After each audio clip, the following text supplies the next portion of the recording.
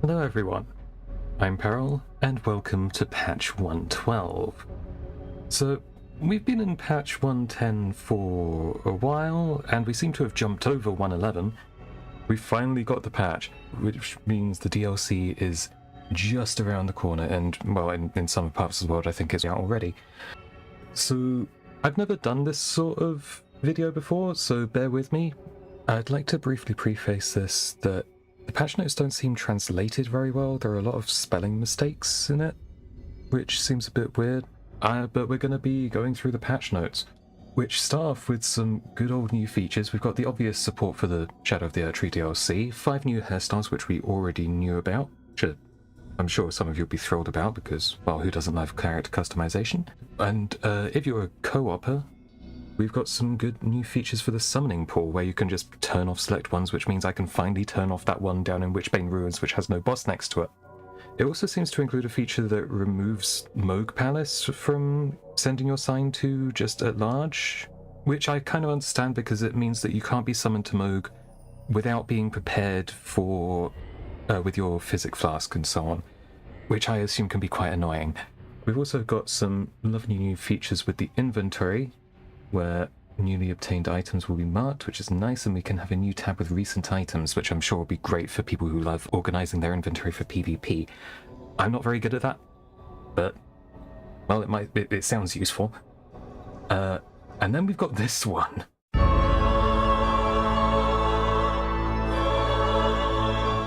Which I'm fairly certain people have been asking for a while. They've finally caved and let us summon Torrent for the Elden Beast fight, which I wasn't expecting them to ever actually do. I didn't think they would touch up this kind of thing, but, well, there it is. And then, for the Colosseum aficionados, this one's also quite useful. Any crafted consumable items are going to be replenished once you're done with your fight, which sounds really good. It means you won't have to worry about running out of things like Varteria leaves or lilies and so on. Then we have some Steam-only features, which is just adjustments for mouse and keyboard. Who does that to themselves anyway? And then we move on to the balance adjustments.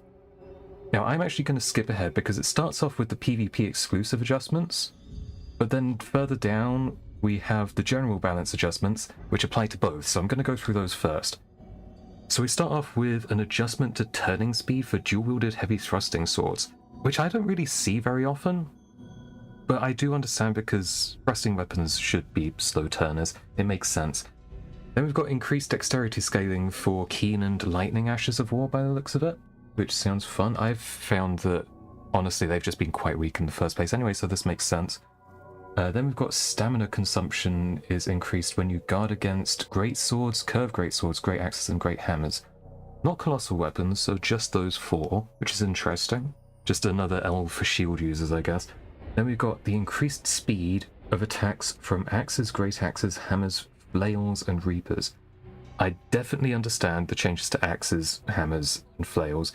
Reapers and great axes were okay, but yeah, an increase is nice. But yeah, axes, hammers, flails were just so slow, so I completely understand. Next we have the increased damage from charge attacks from axes, great axes, and some colossal weapons. I don't know which colossal weapons because this is very vague. But, well, let's hope. Again, charge attacks from axes were just very obvious, so I can understand increasing the damage. And then we've got the increased turning speed of Reapers, which I understand because Reapers were strafable if you're in 1v1 apparently, so maybe they won't be so much anymore. And this is when it shows that, yeah, the translation of these patch notes weren't done very well, because we've got increased damage of the Whip's weapon type, except the Ulmi Whip. This means the Urumi Whip. I'm fairly certain, but they haven't translated it properly. And we've got increased the speed of consecutive attacks from bows and longbows, so not great bows, thankfully, but I'm guessing it means just the standing ones, which I understand because I think it was just quicker to do jumping attacks repeatedly, so yeah, that just makes them a bit more usable. Then we've got the increased poise damage of the Torch's weapon type, which I didn't see coming. I didn't think they would ever touch the Torch's weapon type, because I don't think I ever thought that From would ever think that people would use torches as a weapon. But there we go. And then, let's see, the duration of the effect of Moog's Great Rune that increases attack power when being status effect is triggered by a nearby summoned spirit. So, we've got buffs to Moog's Great Rune, which I never really use myself. It's a bit of a niche thing to use. And then we've got another buff to Millennia's Rune, which just makes it generally better. I'm not surprised by the Millennia's Rune buff, because, well, now it actually has a use. Before, Millennia would be more or less the last thing you did in the game. She was the hardest boss in the game, there's no real argument with it. But then you wouldn't actually be able to use her Great Rune, because as soon as you unlock the Great Rune, you've got nothing left to do. You go to New Game Plus, you lose the rune, so you had nothing to do with the rune. Then we've got increased attack power from crafted ammunition, which sounds okay, honestly, because, well, the stuff that you had to go and buy was just better, and there was no real reason to use the crafted ones because you could just go and buy them. It wasn't really that much of an issue because most merchants sold them. So I understand them buffing those. It just gives them an actual use. Then we've got decreased the turning speed of dual-wielded weapons for the following types, which is strange because they've already had this for the heavy thrusting swords, but, well, now it's got another thing for spears and great spears. Well, I suppose this one specifically says decreased, whereas the other one says adjusted. Yeah, so spears and great spears now have reduced turning speed, which is probably pretty good because those are horrible to run away from, and they just turn very suddenly. Then we've got decreased poise generation speed of attacks from great spears, halberds, and spears as well, but they've forgotten to slash here, which is, yeah, that's pretty good. Those weapon types did just poise very quickly, so that's a good change, I'd say. Then we've got decreased the attack power of spells in Terra Magica, and decrease the effect duration of Cerulean Hidden Tear. So it looks like they're trying to reduce the effectiveness of the Comet Azure cheese, because those two were big components of that strategy. So with the reduced duration, you won't be able to Comet Azure for as long, and with the reduced effectiveness of Terra Magica, well, you just don't do as much damage, so it's just worse. Terra Magica wasn't used much in PvP, but people do use it when they've got a group to keep people off of them. So that might be nice to not have to deal with anymore. Then we get into specific adjustments to very specific weapons instead of types. So we start off with the Troll's Night Sword, which is just going to be stronger. Zamor Curved Sword, stronger, but with increased move distance on some attacks, that's nice. Forked Hatchet, increased damage, makes sense. Weapon's really damn short. It's worth it. Ripple Blade, and I'm going to skip slightly to Ripple Crescent Halberd because they're the same thing. I'm surprised they're not next to each other. Reduce the status build-up of enhancements that scale with the Arcane Attribute. So for those who don't know, when you buff either of those weapons, because they have innate arcane scaling, but you can buff them with greases and such, if you put sleep, bleed, poison grease on them, those greases will scale with those weapons. This made them really horrible to fight against if someone decided to use sleep, because you would just get spammed to death, and you just wouldn't be able to move. So having that decreased is great.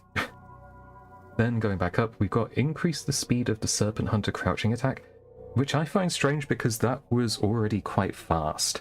So that's going to be interesting to see. But then they have decreased the poise generation at the beginning of their attacks with the Great Spears earlier, so maybe it will be okay.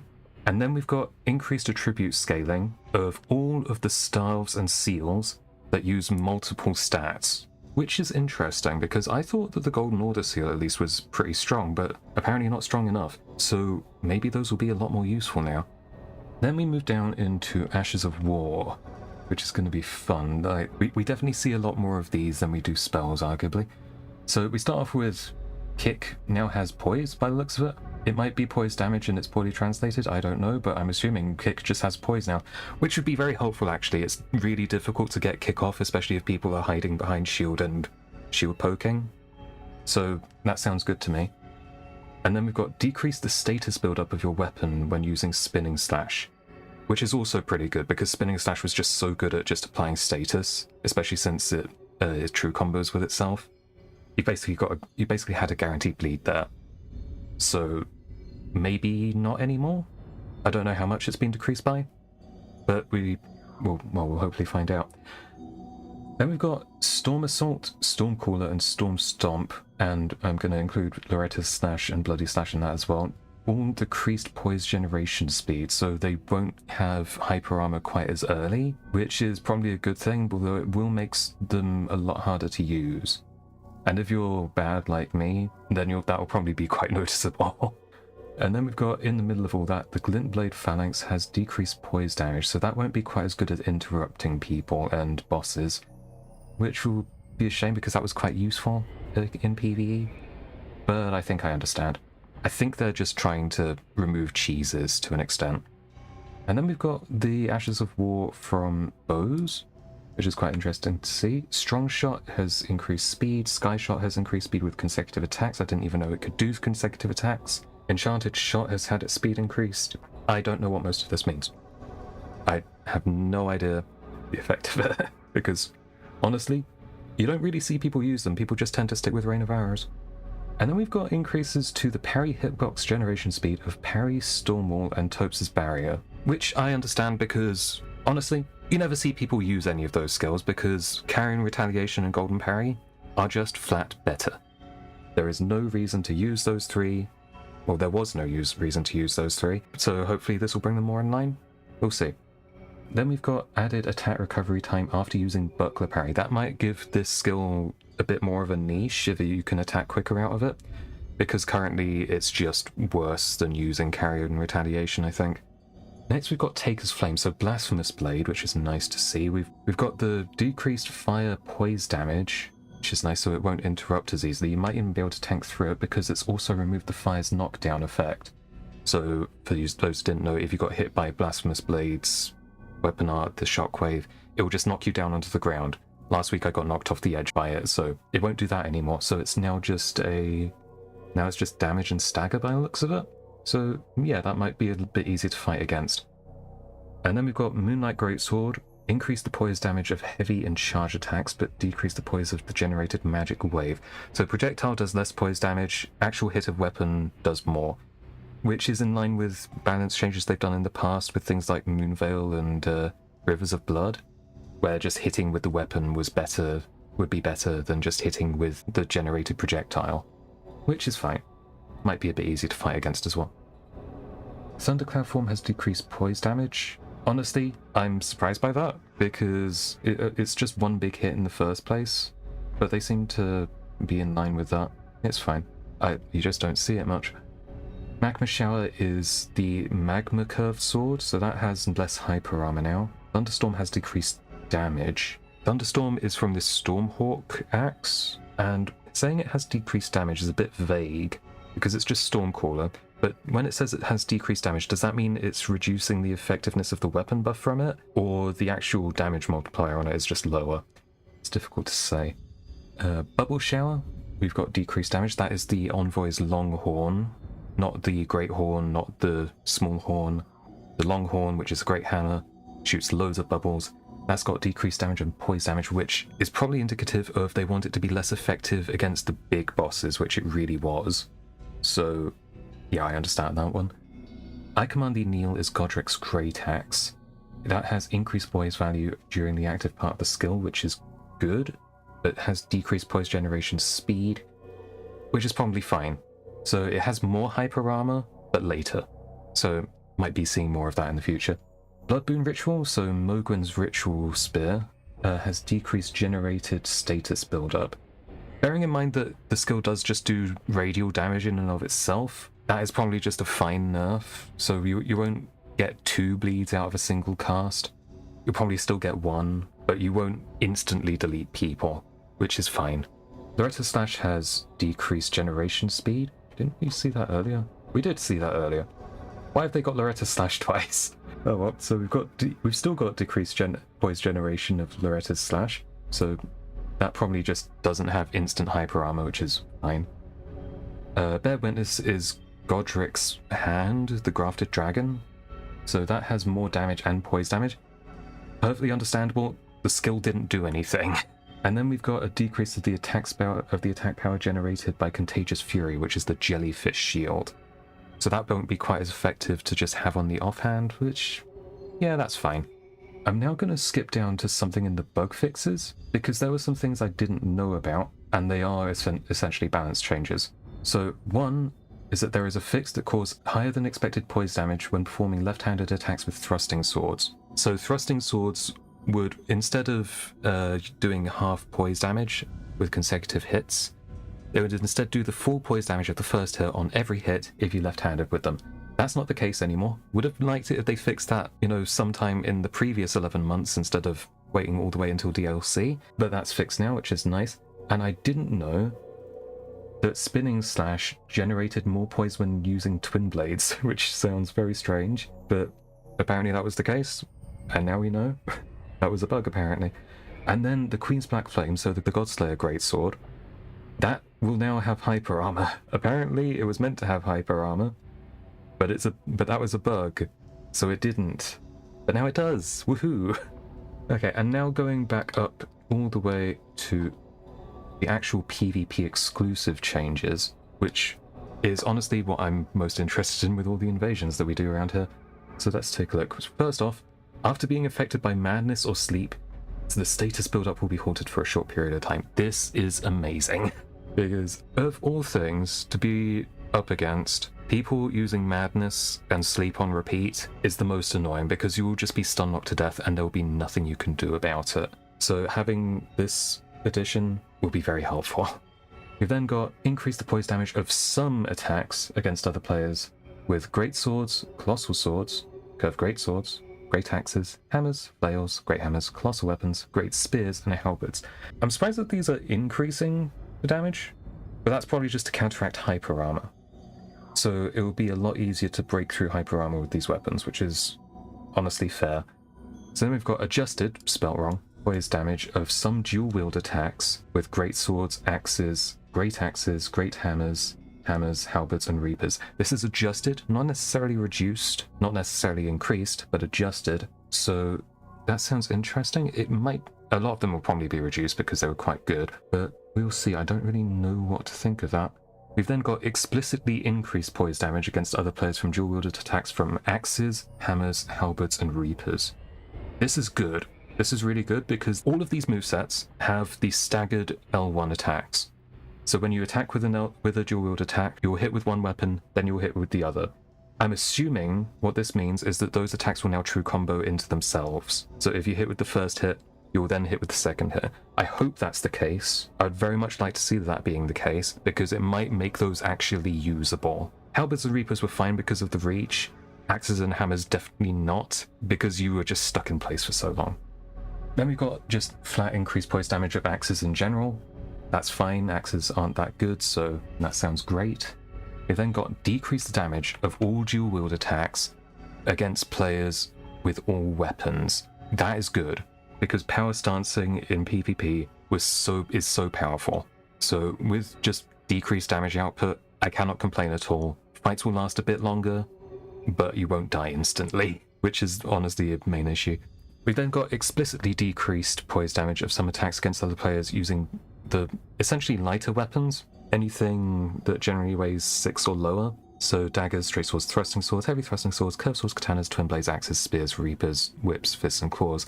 The heaviest thing there, I think, is reapers, then heavy thrusting swords. So yeah, I can understand this. This is to make hyper armor more valuable against these quicker weapons. So it is just a nerf of these weapons, to be fair. So hyper armor is more valuable against them and less valuable against great weapons, apart from heavy thrusting swords. So I think I understand what they're going for there. We've then got decreased the poise value of some attack motions against other players of the following weapon types. Okay, so they're actually decreasing the hyper armor of great weapons. So ignore what I just said. Yeah, it seems they're just depreciating some poise values of higher level things. They bring them closer together, which makes sense, I think, while making the lighter weapons still not interrupt the higher hyper armor values, which makes sense. So they can just use values a bit close together. Then we've got decreased damage of some attacks against other players using heavy thrusting swords. Don't know which attacks, but heavy thrusting swords were just really good for applying pressure, so they will now obviously be less pressure. So I don't know which ones, of course. It doesn't say which ones. My money would be on heavy running attack, but I couldn't say for certain. Then we've got explicitly decreased the damage of dual attacks from spears and great spears. So there's just been a general reduction of damage from dual wield attacks from all types, but then there is even more for spears and great spears. Again, excellent. So spears and great spears have been awful to fight against, in my opinion, just because they're really difficult to see for the most part, because, well, you've just got a dot moving towards the camera. It's really difficult to see that. So having them be less pressuring is definitely a good thing, especially with that crouch attack from dual great spears. So again, no complaints there. And then we've got decreased damage animation motion, which is a very strange phrasing, from fists and claws with a two-handed heavy running attack. So you will now be stunned for less time when you're hit by a heavy running attack from fists and claws. So that will likely not be a true combo into a second heavy attack with those weapons, which again I understand because they just dealt a lot of damage when you did that. So while you'll still take a heavy running attack, which is still decent damage, there's no guaranteed follow-up, so you aren't getting chipped for quite as much. And you'll just be able to roll out of that, which is fine. And then we see decreased effects of Boulder Clean's Blessing to increase poise damage and physical damage negation in PvP, which I think is good because they were such a niche thing to have that you just don't expect people to be able to use because of the HP negation effect that they come with. So yeah, I understand not incentivizing using that too much, which is just nice, I guess, because, well, if you are trying to use them, you then have to go and refill it, and, well, you can't refill the Radiant Baldachin's Blessing without doing another playthrough, or cheating them in, which I don't think they want to incentivize. We're now on to specific weapon arts, just for PvP. So, Spinning Snash now just does less damage. Great, sure. It's already had its status effect application nerfed, so decreased damage as well. That sounds fine. Flaming Strike decreased damage. Again, fine, that just hit really hard. Even the first bit, the flame bit of it, could hit for 400 damage. Then the follow-up could bring that up to nearly 1,000. So that sounds fine. Rain of Arrows had decreased poise and damage, so yeah, that makes perfect sense to me because Rain of Arrows could just annihilate people, especially if you're using Golem Arrows, which generate an AoE. So having that have its damage reduced sounds perfectly fine. Cursed Bloodslash is Morgoth's Cursed Sword. Having that have decreased damage sounds a bit strange to me because it's already in 110. It had its stagger reduced, so it didn't true combo with itself. If you hit with the first hit, it would hit with all four. It doesn't do that in 110. Now it's having its damage decreased entirely, which sounds like a bit overkill since I was just using it last week. But I suppose it is a curved greatsword. It doesn't need that as well, so that's understandable. Next one I love. Transient Moonlight. The Moon Veil has had its damage decreased. I don't know by how much. Hopefully a noticeable amount, because that's horrible to fight against. I cannot complain about that being nerfed at all. Next is Lightning Storm, just the cool lightning on people's head Ash of War. That's had decreased poise damage, so that's easier to tank through. That's nice. Spear Call Ritual has decreased poise damage. Really can't complain there because that will now be easier to get out of. If you don't know, if you get hit by an early hit from Spear Call Ritual, which is the Death Ritual Spear, if you're hit early, you'll get staggered into another couple of hits. And then they have time to just cast it again while you're staggered, so you just get staggered to death. It's rather horrible. And then Ancient Lightning Spear having its damage decreased. So big old Grand Sax Bolt snipers are a bit less effective. That sounds nice. And Radahn's Rain, same as Rain of Arrows, decreased damage and poise damage. And Spinning Weapon, something you don't see mentioned much, decreased damage animation motion when stunning other players. I didn't even know you could get stun locked into that, but apparently not. Apparently not anymore. And then we've got some adjustments to Incantations, which is just Black Flame's Protection and Bestial Sling. Black Flame's Protection is having its block rate decreased. So back in a previous patch, the effects of Barrier of Gold and other defensive buffs were nerfed to from 30 and 60% for the larger ones, down to 10 and 20% for PvP. But they didn't decrease Black Flame's Protection. I'm guessing this is just bringing that in line. And then we've got Bestial Sting having its poise damage decreased. Again, fine, it could just stagger people quite easily, so I understand that being reduced a bit. That doesn't really hurt much. It was quite quick. So that's the gist of all the balance adjustments. We've then just got more bug fixes, some of which sound quite nice. To start off, we've got some things that I would say aren't bugs. I don't know why they're in the bug fixes section. Because we start off with, in the inventory menu, added the amount of FP consumed for the skills in Ashes of War display information. So apparently, having that information be missing in that section was a bug, but it's nice to just have that clarity of information. And we've got reduce the time it takes for gestures to become cancelable by rolling. So if you're bowing, you just get to roll out easier. That's nice, I guess. Then we've got adjusted the input speed in menus, so to prevent accidental skips. I understand wanting to reduce accidental skips, but I'm wondering about which menus they're talking about. Then we've got fixed a bug that caused damage to the player and friendly summons when using last right skill under specific circumstances.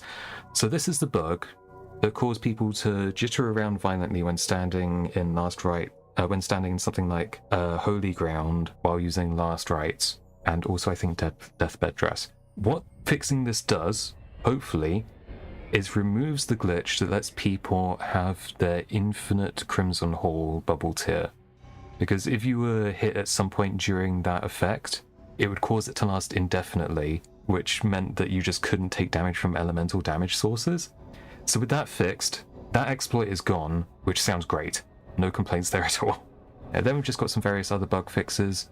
If there's anything in here that bugged you in particular, do give me a tell, because I can't think of any of these that would be specifically annoying. Though it was funny to see the Mimic Veil effect not being properly applied, where you would just see people just standing in a cage, strangely, when they were meant to be disguised as the cage, but you could see the cage and the player. So that was an interesting one.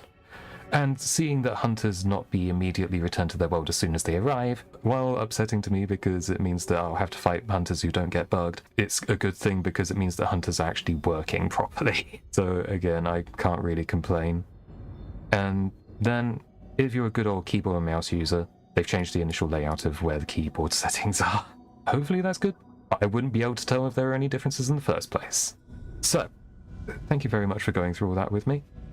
It's, I've never done all this before, so I hope I did a good job. I hope I've been helpful to you. And I will be seeing you in the DLC after it actually has released for me tomorrow. So I hope to see you then.